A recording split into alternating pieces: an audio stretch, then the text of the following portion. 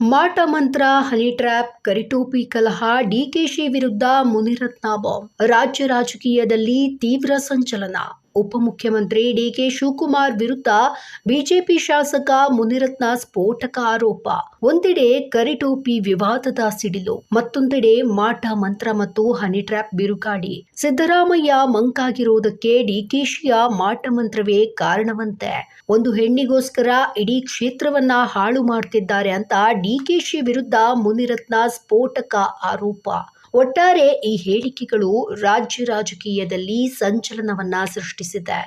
ಈ ಬಗ್ಗೆ ಡಿಕೆ ಶಿವಕುಮಾರ್ ಪ್ರತಿಕ್ರಿಯೆ ಏನು? ಒಟ್ಟಾರೆ ರಾಜ್ಯ ರಾಜಕಾರಣದಲ್ಲಿ ಏನಾಗ್ತಾ ಇದೆ, ಎಲ್ಲಾ ವಿಚಾರಗಳ ಕುರಿತು ಸಂಪೂರ್ಣ ಮಾಹಿತಿಯನ್ನ ಪಡೆಯೋಣ ಈ ಸ್ಟೋರಿಲಿ. ಜೆಪಿ ಪಾರ್ಕ್ನಲ್ಲಿ ನಡೆದ ಕರಿಟೋಪಿ ಕಲಹ ಈಗ ರಾಜ್ಯ ರಾಜಕೀಯದ ತೀವ್ರ ಚರ್ಚೆಯ ವಿಷಯವಾಗಿದೆ. ಪ್ರಜಾಪ್ರಭುತ್ವದ ಮತದಾನದ ಮೂಲಕ ಚುನಾಯಿತರಾದ ಶಾಸಕರನ್ನ ಕರಿಟೋಪಿ ಎಂಎಲ್ಎ ಎಂದು ಸಂಬೋಧಿಸಿರುವುದರಿಂದ ಬಿಜೆಪಿ ನಾಯಕರು ಕೆಂಡಾಮಂಡಲರಾಗಿದ್ದಾರೆ.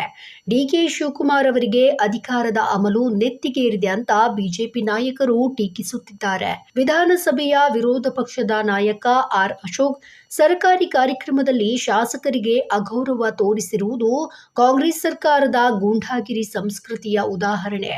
ಡಿಕೆಶಿ ಅವರ ವರ್ತನೆ ಅಧಿಕಾರದ ಅಮಲಿನಿಂದ ಉಂಟಾಗಿದೆ ಅಂತ ಕಿಡಿಕಾರಿದ್ದಾರೆ. ಬಿಜೆಪಿ ರಾಜ್ಯಾಧ್ಯಕ್ಷ ಬಿವೈ ವಿಜಯೇಂದ್ರ ಕೂಡ ಈ ಬಗ್ಗೆ ಪ್ರತಿಕ್ರಿಯೆ ನೀಡಿದ್ದಾರೆ. ಪ್ರಜಾಪ್ರಭುತ್ವದಲ್ಲಿ ಪಾಳೆಗಾರಿಕೆ ಸಂಸ್ಕೃತಿಗೆ ಸ್ಥಳವಿಲ್ಲ. ಸ್ಥಳೀಯ ಶಾಸಕನನ್ನ ಆಹ್ವಾನಿಸದೆ ಅವರ ಆರ್ಎಸ್ಎಸ್ ಗಣವೇಶವನ್ನ ಹಾಸ್ಯ ಮಾಡುವುದು ಸಂವಿಧಾನದ ಅವಮಾನ ಎಂದಿದ್ದಾರೆ. ಡಿಕೆಶಿ ಅವರ ನಡೆ ಸರ್ವಾಧಿಕಾರತನದ ಪರಾಕಾಷ್ಠೆ. ಜನರು ತಮ್ಮ ವರ್ತನೆಯನ್ನ ಗಮನಿಸುತ್ತಿದ್ದಾರೆ. ಅಧಿಕಾರ ಶಾಶ್ವತವಲ್ಲ ಎಂದು ವಿಜಯೇಂದ್ರ ಎಚ್ಚರಿಕೆ ನೀಡಿದ್ದಾರೆ.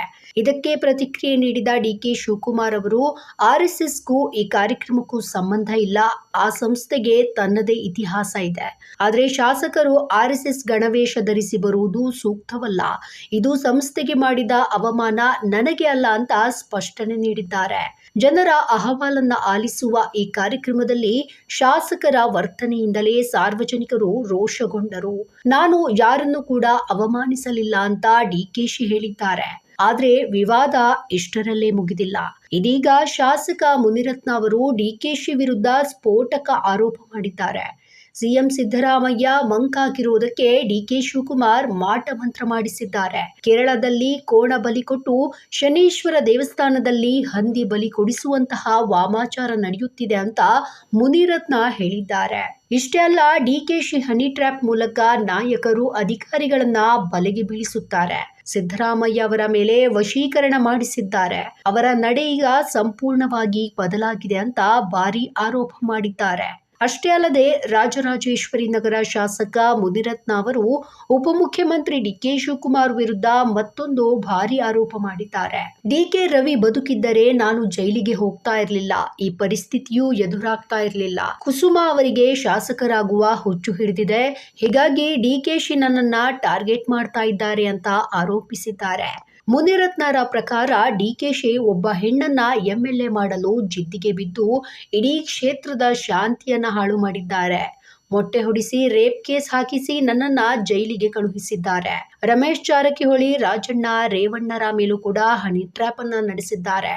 ಎಷ್ಟು ಮನೆ ಹಾಳು ಮಾಡಿದ್ದಾರೆ ನೋಡಿ ಅಂತ ಗಂಭೀರವಾಗಿ ಆರೋಪ ಮಾಡಿದ್ದಾರೆ. ಮುನಿರತ್ನ ಅವರು ಮತ್ತಷ್ಟು ಸಿಡಿದು, ಕುಸುಮಾ ಯಾರು? ಸರ್ಕಾರಿ ಕಾರ್ಯಕ್ರಮದ ಆಹ್ವಾನದ ಬಗ್ಗೆ ಮಾತನಾಡಲು ಜನಪ್ರತಿನಿಧಿಯಾಗದವಳಿಗೆ ಯಾವ ಹಕ್ಕು ಇದೆ?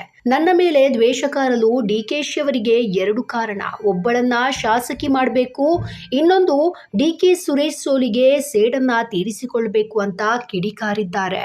ಈ ಹೇಳಿಕೆಗಳು ರಾಜ್ಯ ರಾಜಕೀಯದಲ್ಲಿ ಭಾರಿ ಸಂಚಲನವನ್ನ ಉಂಟು ಮಾಡಿದ್ದು ಕಾಂಗ್ರೆಸ್ನಲ್ಲಿ ಅಸಮಾಧಾನದ ಅಲೆ ಎಬ್ಬಿಸಿದೆ.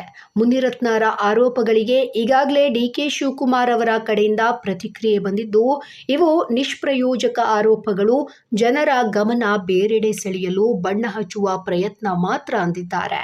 ಒಟ್ಟಾರೆ ಕರಿಟೋಪಿ ವಿವಾದದಿಂದ ಆರಂಭವಾದ ಈ ರಾಜಕೀಯ ಹಗ್ಗಜಗ್ಗಾಟ ಇದೀಗ ಮಾಟ ಮಂತ್ರ, ಹನಿ ಟ್ರ್ಯಾಪ್ ಹಾಗೂ ವ್ಯಕ್ತಿಪರ ಆರೋಪಗಳ ಹಾದಿಯತ್ತ ತಿರುಗಿದೆ.